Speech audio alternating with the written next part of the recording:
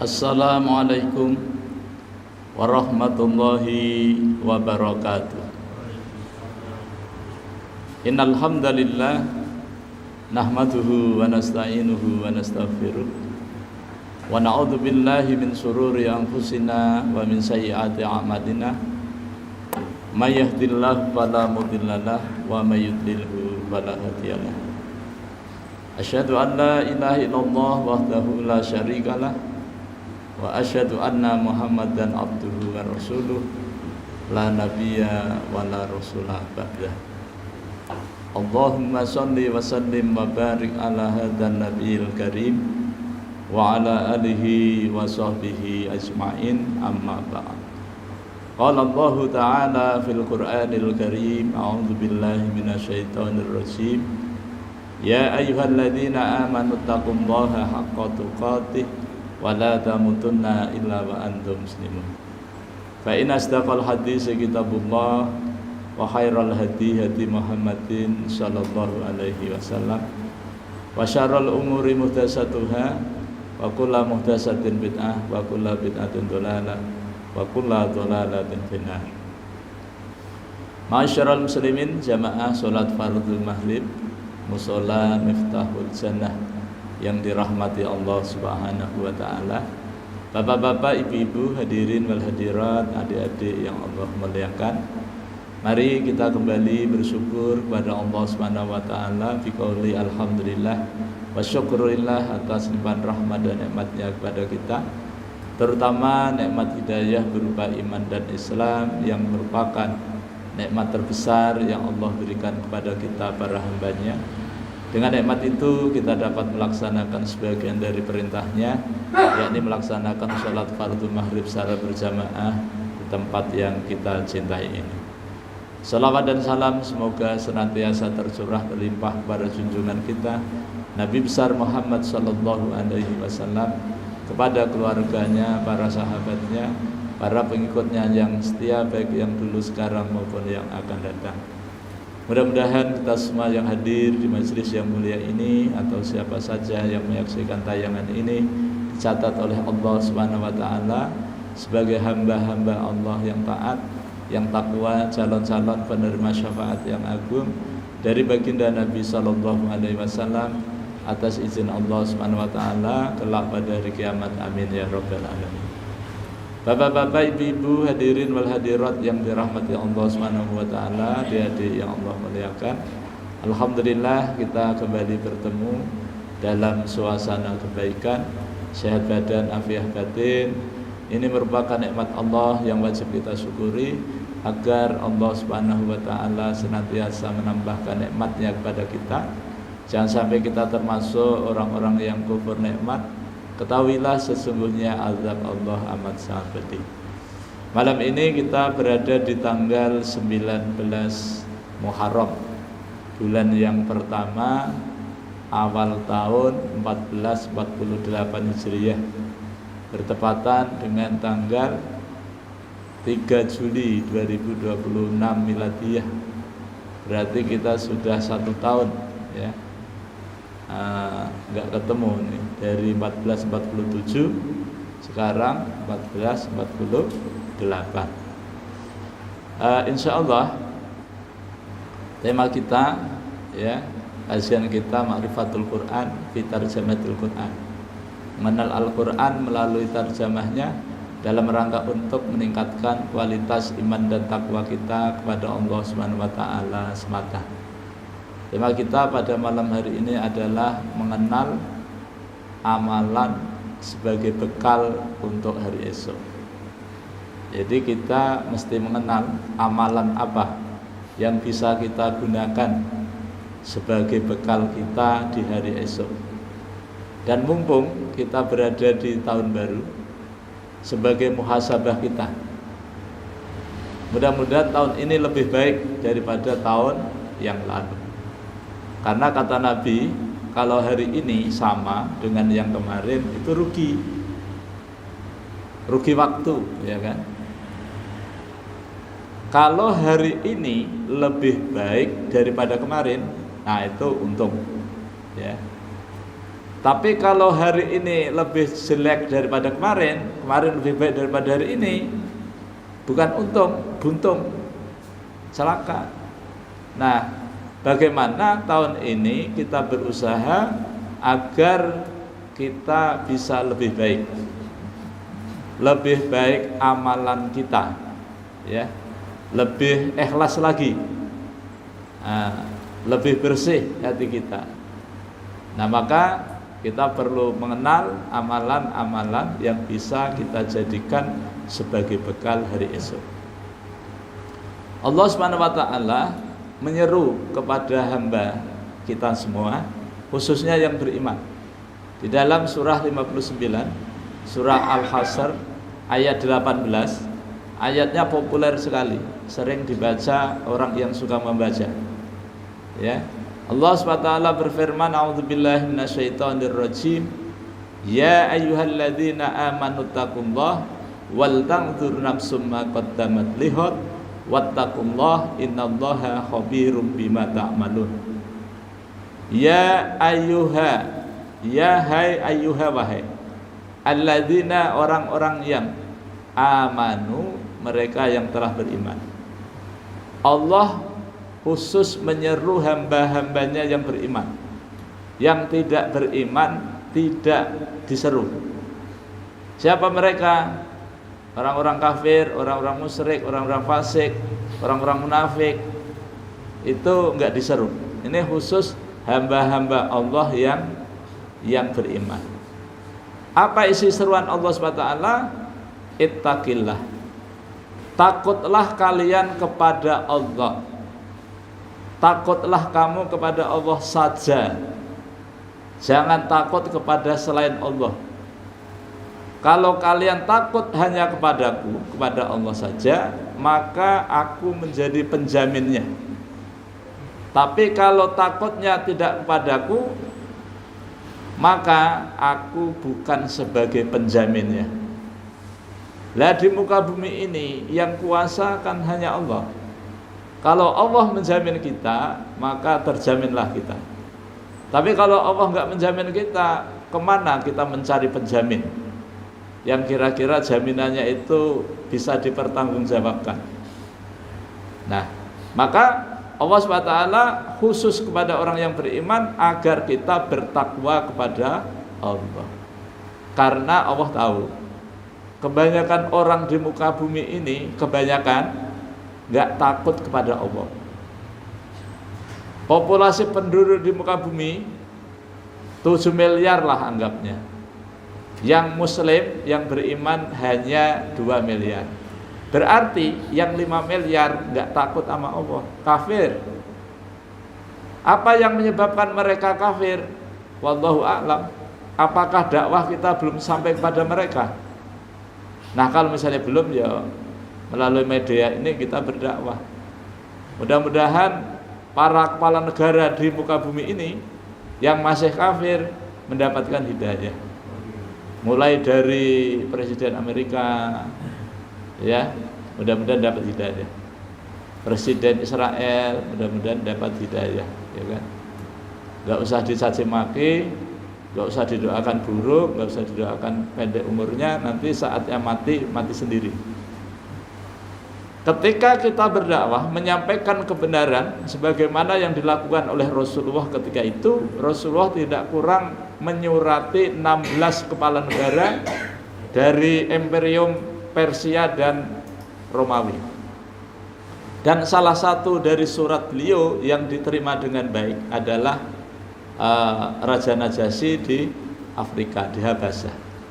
Jadi kita juga perlu bikin surat, apalagi sekarang media sosial sudah banyak, ya. Jadi dakwah lewat media sosial. Nah, sebab kalau kita tidak beriman, maka rugi kita. Atau kalau kita punya aturan main, punya agama selain Islam, rugi juga. Karena agamanya ditolak, nggak diterima, ya kan?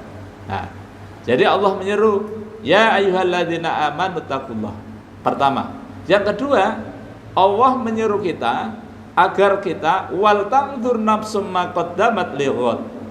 Dan hendaklah setiap diri, setiap manusia, setiap orang, setiap kita ini hendaknya selalu memperhatikan bekal apa yang sudah kita siapkan untuk hari esok. Ini Allah selalu bertanya ini. Jangan-jangan kita lengah, sibuk mikirin dunia, sibuk ngumpulin dunia, seperti surah yang dibaca imam kita tadi, alhaakumut takatsur hatta zurtumul maqabir. Berlomba-lomba ngumpulin dunia, ya, mencari dunia sampai lupa kepada Allah. Bahkan mereka itu baru sadar ketika masuk liang lahat. Nah, ini jangan sampai seperti itu. Nah, jadi kita dianjurkan untuk mempersiapkan bekal untuk hari esok. Bekal apa kira-kira? Ya bekal kebaikan gitu ya.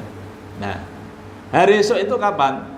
Hari esok itu Sabtu, itu hari esok. Hari esok itu pada saat kiamat. Kiamat dibagi dua, kecil dan besar. Kiamat kecil pada saat manusia meninggal, itu kiamat, ya. Pada saat itu bekalnya apa? Yang kedua kiamat besar, ya, kubro. Pada saat semua kehidupan alam semesta ini hancur. Nah, persiapan apa?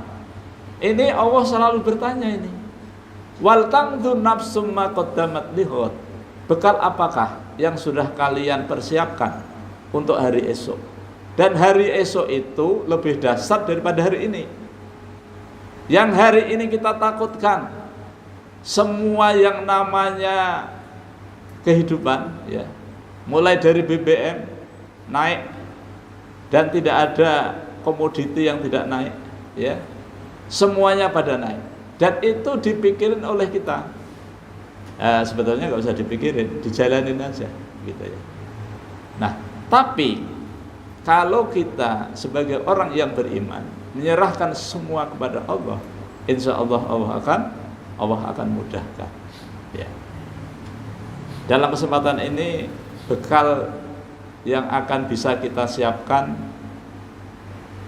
ya sebanyak-banyaknya. Malam ini mungkin ulun menyampaikan 5 aja. Karena tidak hanya 5, banyak sekali, ya kan? Tapi dengan 5 itu insya Allah cukup, ya, cukup, ya, 5.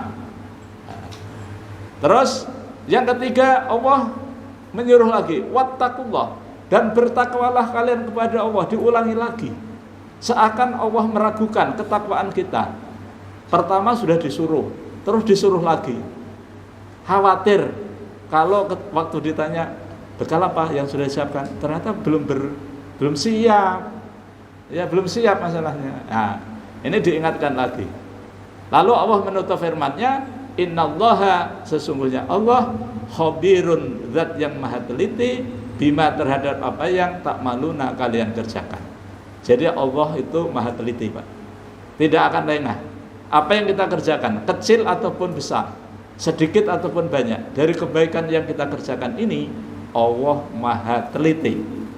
Kalau manusia itu melihatnya itu serampangan, global saja. Tapi kalau Allah mulai yang paling sedikit, kecil, sampai yang besar. Dan amal yang sekecil apapun Allah akan balas.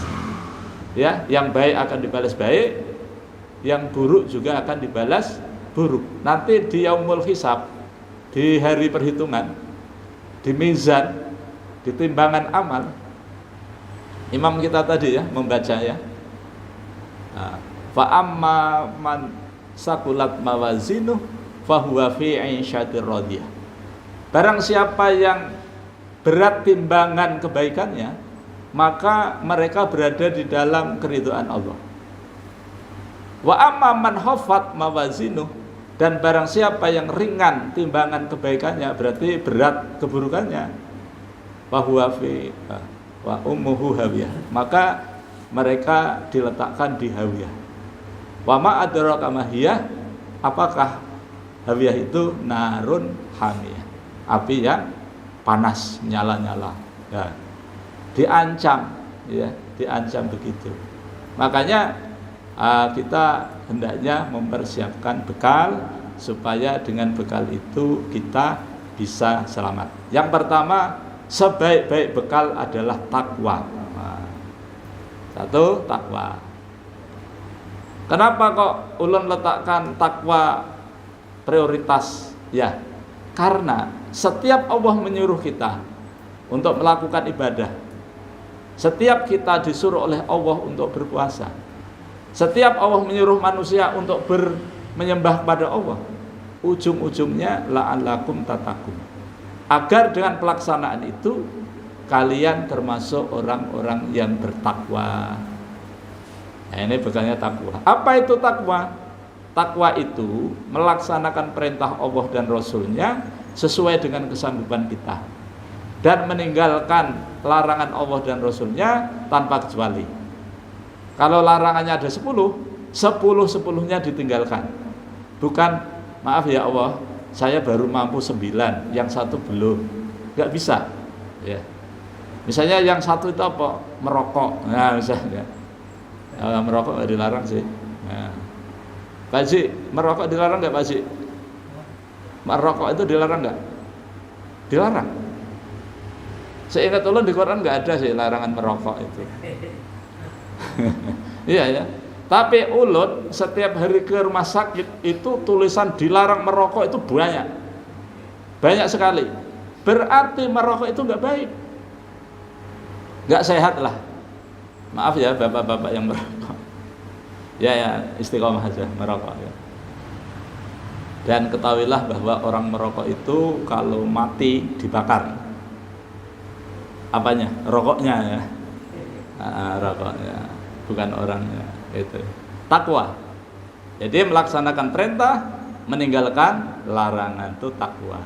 Kalau kita sudah menyiapkan bekal untuk hari esok, menghadap Allah dengan takwa, maka jaminan Allah untuk kita, inna lil muttaqina mafaza, sesungguhnya bagi orang-orang yang bertakwa dijanjikan berbagai macam keberuntungan, kebahagiaan. Apa itu? Surga. Udah, kalau dijanjikan surga, mau cari apa lagi?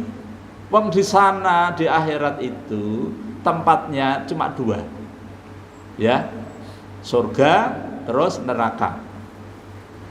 Nah, kita sebagai orang yang beriman, yang bertakwa, dijanjikan Allah dengan surga. Tinggal mungkin surganya yang mana, karena pintunya ada 8. Tingkatannya juga ada 8 tingkatan ya. Yang paling tinggi itu adalah Firdaus, paradise itu ya mungkin ya. Firdaus itu paling tinggi dan syaratnya nggak banyak. Untuk mendapatkan surga Firdaus itu syaratnya nggak sampai 10. Banyak persyaratan menjadi pegawai negeri, banyak persyaratan menjadi polisi, tentara, banyak syaratnya. Kalau masuk surga itu nggak banyak. Paling banyak ya 3 lah. Beriman, beramal soleh, ikhlas, dah masuk surga Firdaus ya. Nah, tiketnya di surah Al-Mu'minun ayat 1 pernyataan Allah sampai ayat 11. Nah, itu dipahami insyaallah luar biasa. Nah, karena takwa ini menjadi bekal yang utama menghadap Allah, maka setiap hari Jumat itu khotib kan menyeru ya. Ya ayyuhalladzina amanu taqullaha haqqa tuqatih. Itu. Wahai orang-orang yang beriman, bertakwalah kalian kepada Allah dengan takwa yang sebenar-benarnya takwa. Setiap Jumat pasti itu dibaca. Kayak sarapan, tiap pagi sarapan. Dibaca terus. Khawatir kalau jamaahnya itu termasuk khotibnya ya. Kalau jamaahnya dan khotibnya itu takwanya main-main. Makanya disuruh haqqa tuqatih, takwa yang sebenar-benarnya. Ada larangan mati. Wala tamutunna illa wa antum muslimun, dan janganlah kalian sekali-kali mati kecuali dalam keadaan berserah diri kepada Allah. Gak usah bunuh diri, mati sendiri nanti, ya kan? Nah, satu takwa. Sebenarnya satu ini aja, yang 4 itu turunannya, yang 4 itu anaknya takwa, ya kan? Isinya itu. Jadi kalau kita sudah takwa, sudah cukup sih, nggak usah yang lain-lain, gitu ya. Jaminannya sudah jelas kok. Di akhirat surga, Di dunia apa? Di dunia ya surga. Surga juga. Nah, dunia akhirat. Dicatat dulu ini. Nah, kuliah kan kita ini. Nah, apa itu dunia?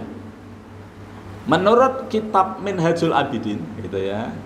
Kitab yang mempelajari tentang ilmu ikhlas, di sana dikatakan bahwa dunia itu adalah sesuatu yang menyibukkan kita lupa ingat kepada Allah. Nah, itu dunia. Sesuatu yang membuat kita sibuk sehingga lupa ingat kepada Allah. Lupa zikir kepada Allah itu lupa. Saking sibuknya ngumpulin dunia. Surah At-Takasur itu mestinya ditempel itu di dinding yang gede gitu. Supaya dibaca orang. Orang mengejar dunia seperti itu akan tahu sendiri nanti. Ya kan? Sudah begitu kala lau ta'lamuna ilmal yakin latarawunnal jahim summa latarawunnaha 'ainal yakin. Dia seperti itu, kita masih biasa-biasa saja. Nanti kalau sudah benar-benar yakin melihat neraka jahim baru tahu. Ya. Dan summa latus'aluna yauma idzin 'anin na'im. Dan nanti kita akan disoal, akan ditanya oleh Allah tentang nikmat yang Allah berikan kepada kita ini, tentang yang kita nikmati itu dari mana? Dari mana?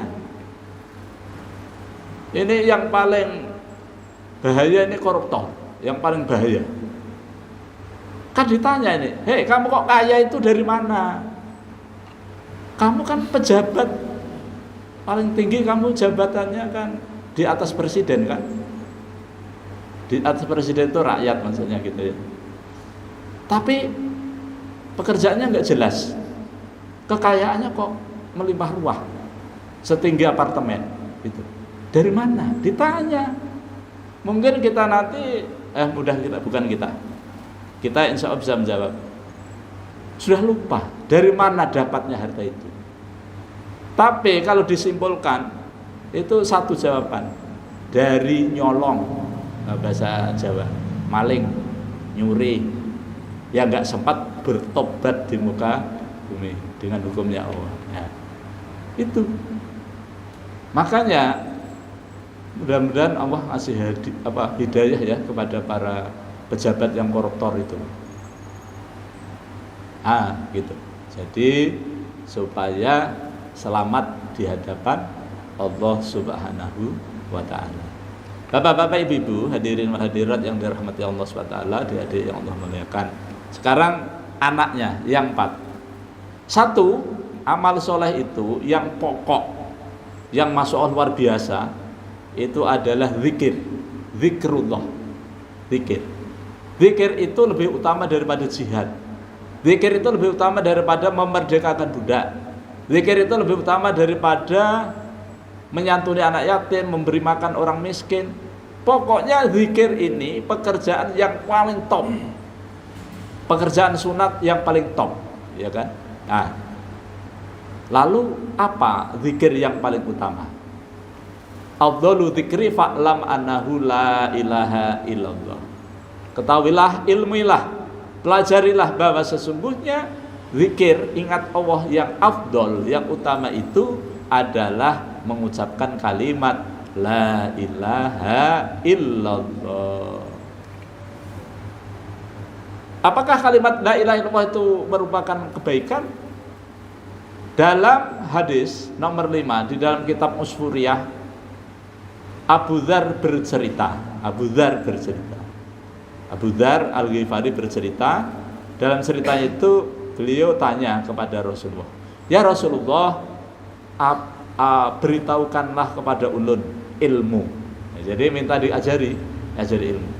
Maka Rasulullah memberitahu kepada Abu Dzar, wahai Abu Dzar, apabila kamu terlanjur melakukan keburukan, maka ikutilah keburukan itu dengan kebaikan. Nah, ilmu ini. Jadi kalau kita terlanjur berbuat maksiat, maka segeralah kita iringi perbuatan maksiat itu dengan kebaikan. Lalu Abu Dzar bertanya kepada Rasulullah, ya Rasulullah, apakah dengan ulun mengucapkan kalimat la ilaha illallah itu kebaikan? Kata Nabi, iya, itu kebaikan. Oh, jadi kalau habis maksiat gitu terus baca kalimat la ilaha illallah itu kebaikan. Artinya maksiatnya dapat dosa, baca kalimat la ilaha illallah dapat pahala. Nanti kan ditimbang juga. Nah, tapi saya yakin lebih berat kalimat la ilaha illallah. Nanti di akhirat ditimbang. Nah itu. Kemudian, nah ini kalau biasanya kalau kitab Suriah itu di bawahnya itu ada kisahnya. Ada kisah. Ini di pesantren, Bang. Pesantren itu biasanya di tempat ulun mengajar kitab itu. Nah itu ada seorang laki-laki itu naik haji, ya. Jadi ibadah haji yang paling puncak kan wukuf. Pada saat wukuf di Arafah, laki-laki itu membawa 7 butir batu kecil, kerikil, ya. Kemudian laki-laki itu minta, wahai batu, saksikan aku mengucapkan kalimat tauhid la ilaha illallah Muhammadur Rasulullah. Begitu. Batu nggak punya ini diminta disuruh apa jadi saksi. Ya nggak jawab sih, batunya ini wong nggak seperti kita kan. Tapi setelah itu laki-laki itu tidur, mungkin keuyuhan. Ibadah haji itu kan lelah, ngantuk tidur. Pada waktu tidur beliau itu mimpi seakan-akan sudah kiamat dalam mimpinya itu, dan amalnya ditimbang, kemudian diputuskan ternyata laki-laki itu dicap sebagai ahli neraka. Ya, ahli neraka kan dimasukkan ke neraka, ya. Maka kemudian malaikat membawa laki-laki ini lewat pintu neraka. Neraka itu pintunya 7 aja, cuma 7. Kalau surga kan 8 tadi ya, 7. Pintu pertama ternyata tertutup dengan batu itu, sehingga malaikat itu nggak bisa masuk, nggak bisa membawa tadi. Kemudian lewat pintu yang kedua, sama, ketutup batu. Sampai pintu yang ke-7 itu ketutup batu.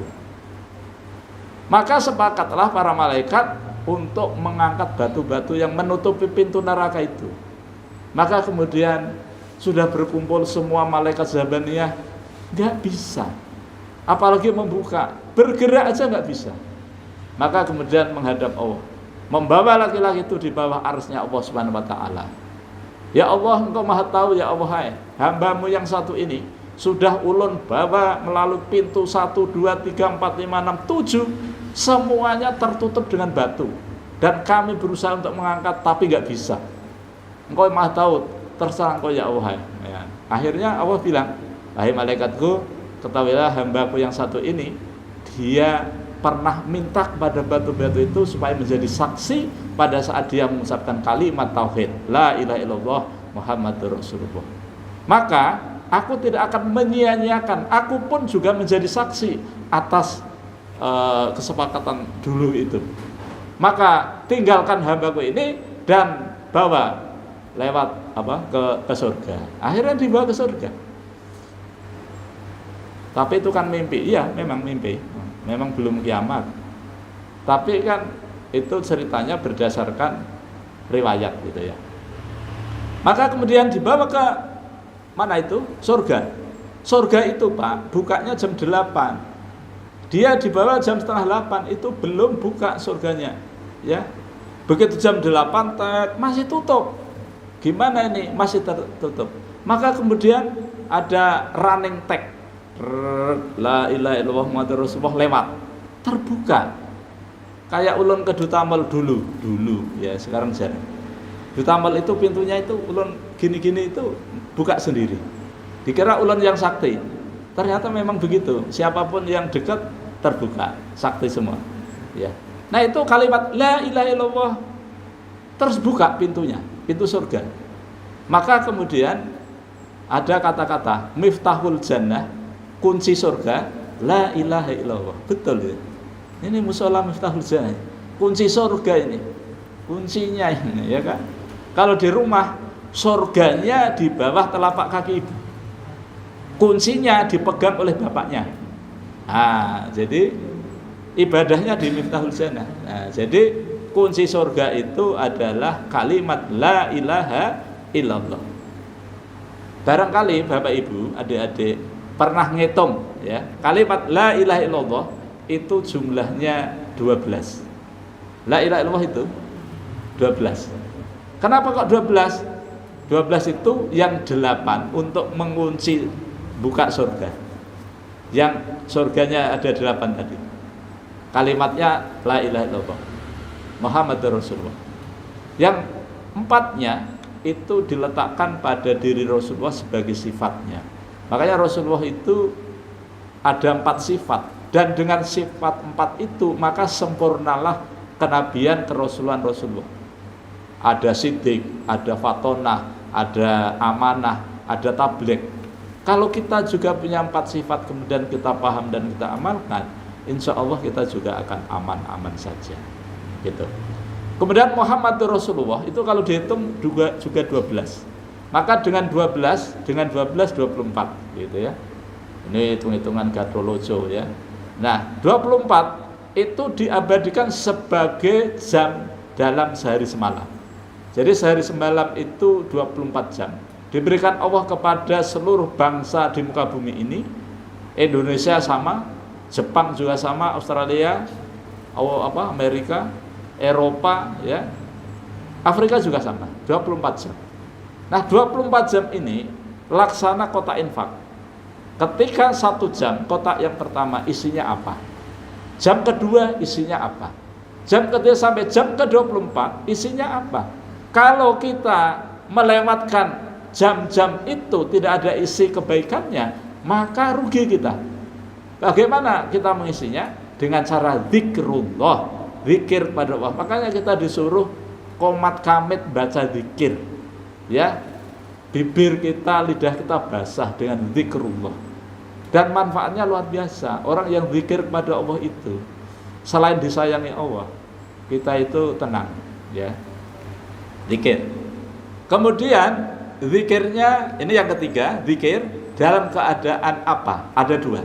Satu, zikir kepada Allah dalam keadaan sholat, baik yang fardu maupun yang sunnah. Yang kedua, zikir dalam keadaan membaca Al-Quran di luar sholat. Jadi baca Quran itu ada di dalam sholat, ada di luar sholat.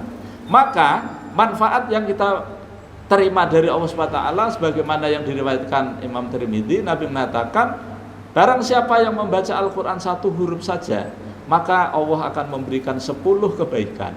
Dan 1 kebaikan itu lebih baik daripada dunia dan isinya. Kemudian kenapa? Karena semakin kita banyak membaca Quran, maka semakin banyak kebaikan yang Allah berikan kepada kita untuk bekal kita menghadap Allah, karena kita akan hidup di masa yang tidak ada batas waktunya. Makanya untuk yang ketiga ya, baca zikir, baca Quran, kemudian sholat, yang terakhir ini adalah selalu muhasabah, selalu introspeksi ya. Karena kita ini selalu berada di ambang. Di dalam surah Ar-Rum, surah 30 ayat 54, Allah Subhanahu wa taala menyatakan, Allahul ladzi khalaqakum min dha'fin summa ja'ala min ba'di dha'fin quwwatan summa ja'ala min ba'di quwwatin dha'fan wa saibah. Allah adalah yang menciptakan kalian dalam keadaan lemah.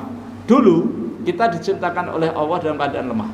Waktu kita mengkaji tentang proses terjadinya manusia, itu dari nutfah, dari saripati tanah, maka pada ayat ini kita diingatkan kembali siklus kehidupan manusia itu, bahwa kita dulu itu lemah, dari sperma, nutfah ya, kemudian disimpan di dalam rahim yang kokoh, kemudian lahir dalam keadaan bayi nggak bisa ngapa-ngapain sampai balik dalam keadaan lemah ya. Summa ja'ala min ba'di dha'fin quwwatan, kemudian setelah lemah, masa lemah itu Allah jadikan kita menjadi orang yang kuat ya, orang yang kuat ya. dari remaja, anak-anak, remaja, dewasa sampai umur 40 tahun.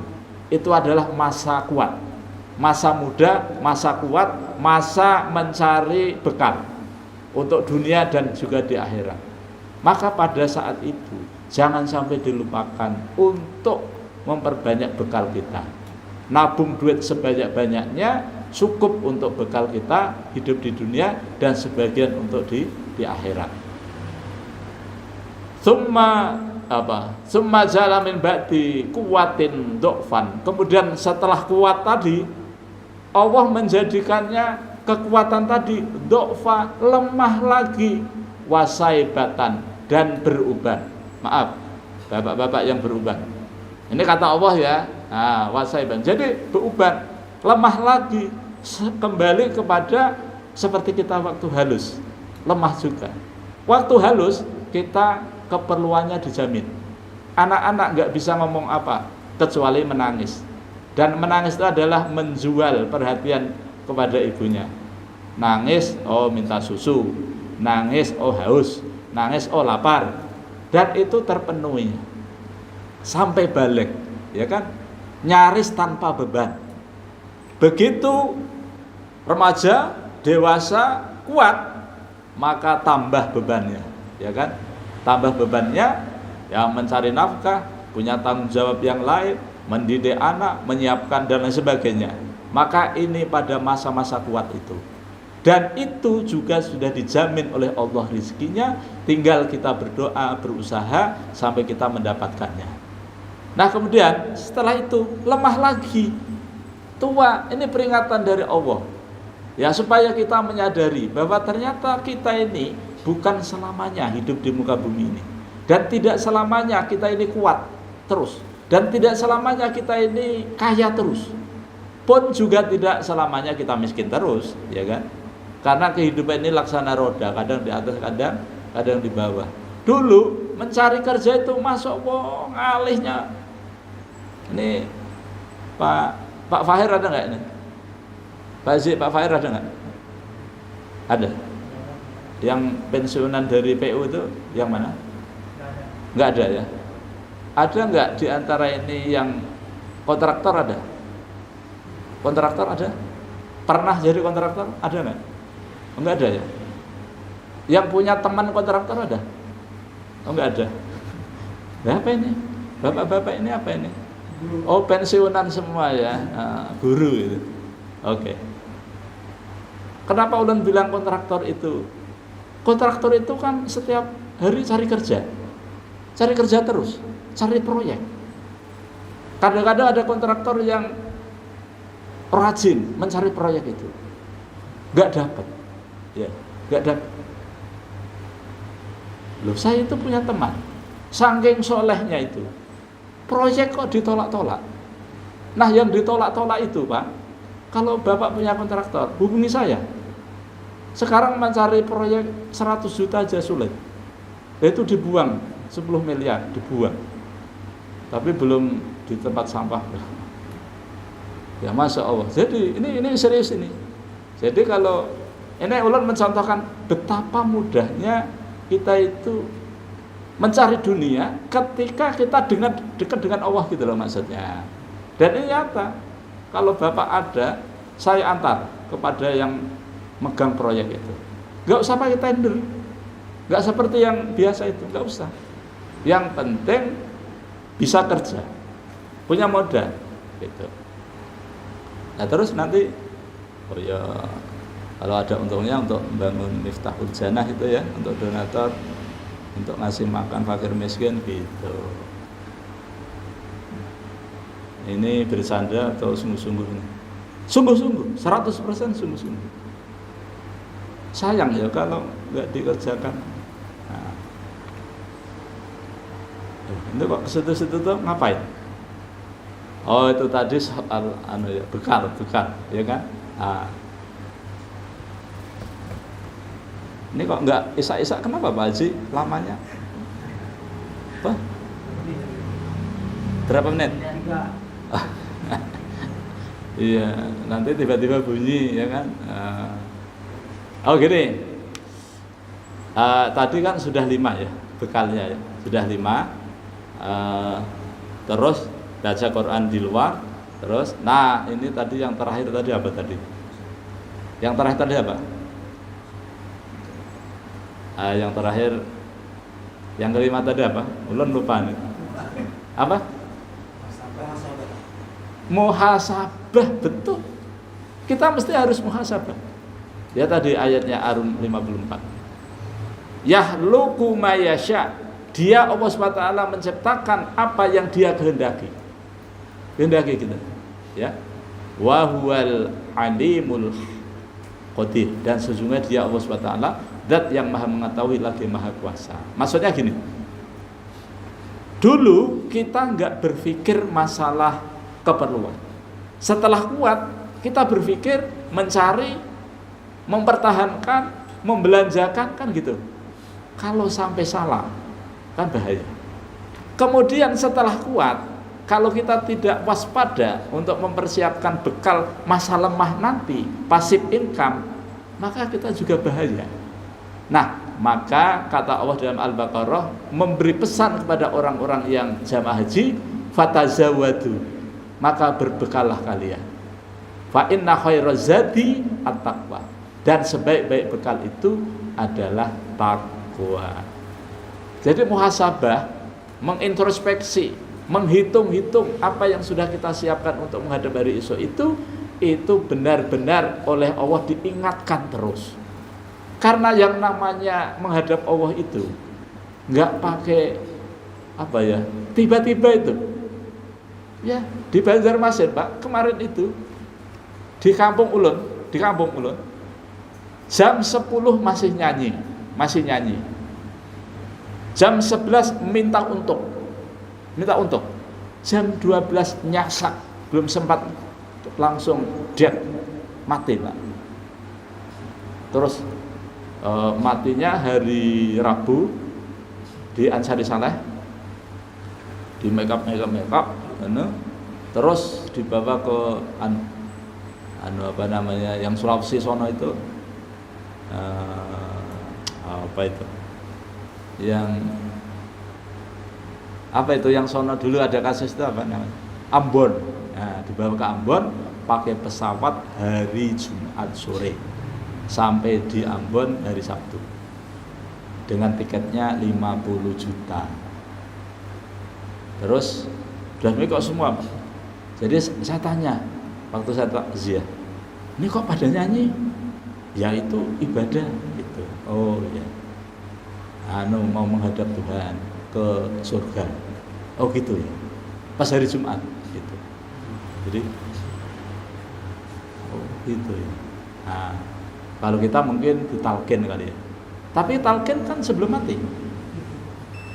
Ini dia, ini yang saya tunggu-tunggu. Bapak Ibu yang dirahmati Allah SWT, adik-adik yang Allah muliakan, demikian yang dapat saya sampaikan. Mudah-mudahan Allah SWT senantiasa merahmati dan meridhai kita semua. Ulun mohon maaf pasti banyak kelirunya, banyak salahnya dalam kajian ini. Mari kita tutup pertemuan dengan baca hamdalah dan doa kafaratul majlis. Alhamdulillahirabbil alamin. Subhanakallahumma wa bihamdika asyhadu an la ilaha illa anta astaghfiruka wa atubu ilaik. Assalamualaikum warahmatullahi wabarakatuh.